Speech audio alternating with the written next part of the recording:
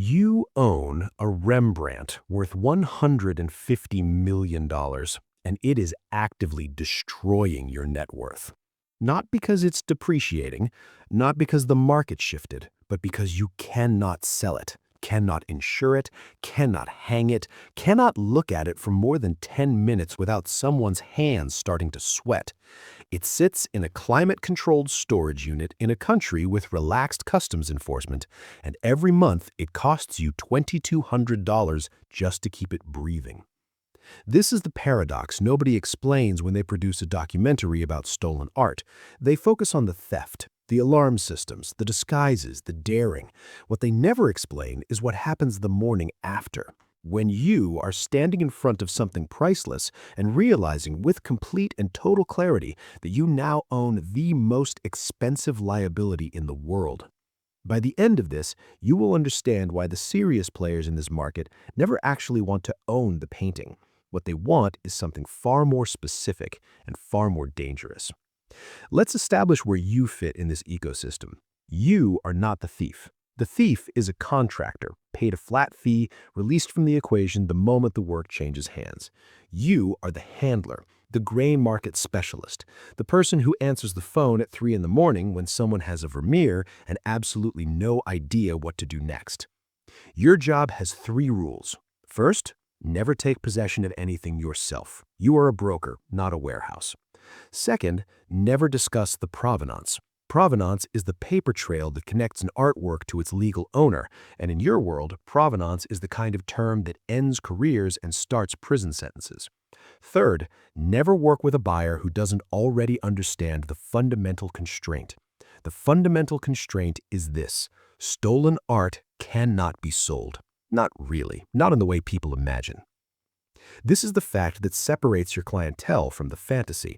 Civilians picture a shadowy billionaire in a Malibu estate, sipping something expensive, staring at a stolen Picasso for private pleasure.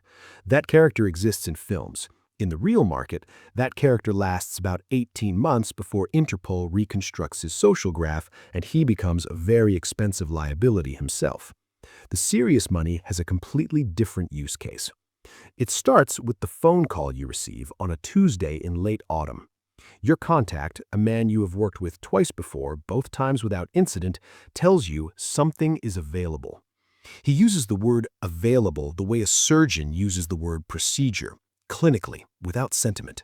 He gives you 3 details: a size, roughly 18 inches by 24, a medium, oil on wood panel, and a period, Dutch Golden Age, circa the 1640s. He does not give you a name. He never gives you a name on the first call. You do not need the name. You already know the short list of works matching that description, that size, that medium, and currently listed on the Art Loss Register, the global database of missing and stolen works. There are fewer than 30 that fit.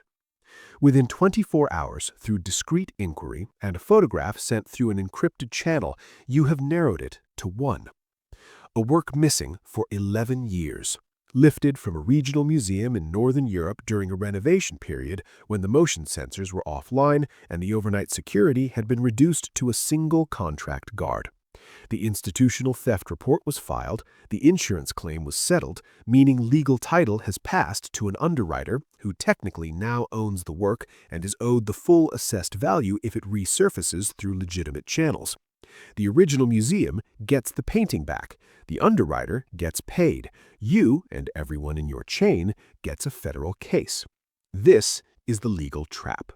And it is precisely why the painting has been sitting somewhere for 11 years, because nobody found a way around it.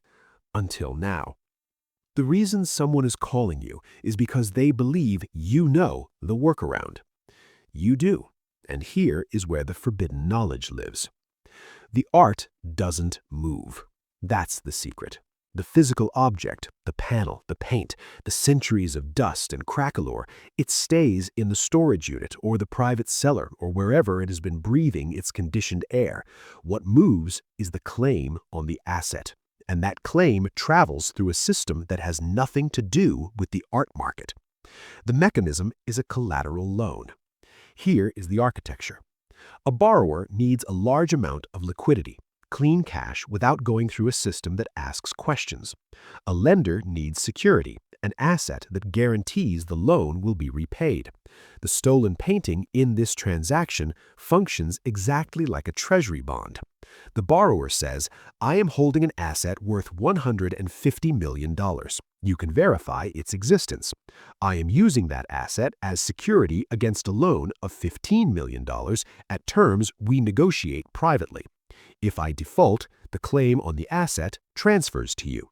The lender never intends to recover the painting through legitimate channels. The lender intends either to be repaid in cash or, in the event of default, to use the painting as collateral in a second-generation loan to someone else entirely. The asset moves from debt instrument to debt instrument through a chain of creditors without ever physically relocating at all. No title transfers, no bills of sale, no auction records. The art loss register entry stays exactly where it is, and the painting continues to not officially exist. This is why serious buyers in this market are not collectors, they are lenders. And what they are buying is not the painting, it is the leverage. The negotiation you are now conducting runs across 6 weeks and involves 3 intermediaries, one of whom you have never met in person and do not intend to. The terms are not complicated. A loan origination of $12 million, a repayment schedule with a hard exit clause, and a verification process, the only part requiring any physical proximity to the work, where a specialist examines the painting in situ and provides a written opinion under a pseudonym confirming authenticity. The specialist is the critical node. In their professional life, a legitimate academic with institutional credentials. In the gray market, the notary. The person whose opinion converts a photograph and a rumor into a functional financial instrument. They do not take possession. They do not file anything. They examine, opine, and disappear. Their fee is paid in a currency that does not photograph well. You source the specialist through a channel so old it predates the internet, a network of private dealers and restorers who have been moving in and out of this territory for decades. The academic world and the underworld in the art market share more geography than anyone in either camp is comfortable admitting. The verification goes cleanly. The loan closes. For approximately 7 months, the painting continues to not exist, in a room somewhere while money moves in the directions it needs to move. Nobody files anything. Nobody calls anyone. The system operates with the quiet efficiency of a machine that has been running longer than you have been alive. Then the lender defaults. Not the original borrower, the lender himself, the man who extended the $12 million, gets pulled into a completely unrelated legal proceeding involving a real estate structure in a jurisdiction with an aggressive asset recovery unit. His holdings go under examination. Among them, discovered through a process you will never fully reconstruct, is a document. Not a bill of sale, not a title transfer. A handwritten note, the equivalent of a pawn ticket, describing an asset in a specific location. By the time you receive the call telling you this has happened, you have approximately 96 hours before that document is translated by someone with enough context to understand what they are reading. This is where your 3 rules come apart. You cannot take possession, but the painting cannot stay where it is. Movement creates exposure. Stasis creates evidence. Every hour it remains in that location, the likelihood of forensic connection to the document increases. You run the expected value calculation the way a trader runs a position limit, probability-weighted cost of each option, and every path leads somewhere you do not want to go. You make the call you swore you would never make. You call the specialist. Not to examine anything, to move it. To find a second location in a second jurisdiction using a network the specialist controls and that you have always deliberately kept yourself away from, precisely because proximity to that network is how people in your position end their careers. The specialist charges 3 times the standard fee. You do not negotiate. Negotiating would cost time you do not have, and time is the one asset in this transaction that is genuinely scarce. The painting moves.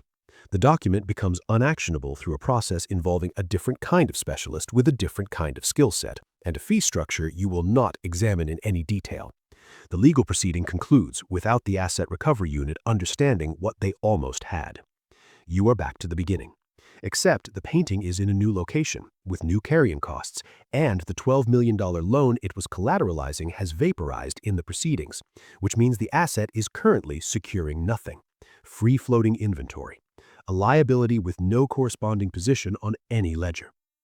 And here's the thing that stays with you. The painting at this moment has been missing for nearly 12 years. It has passed through at least 4 custody arrangements.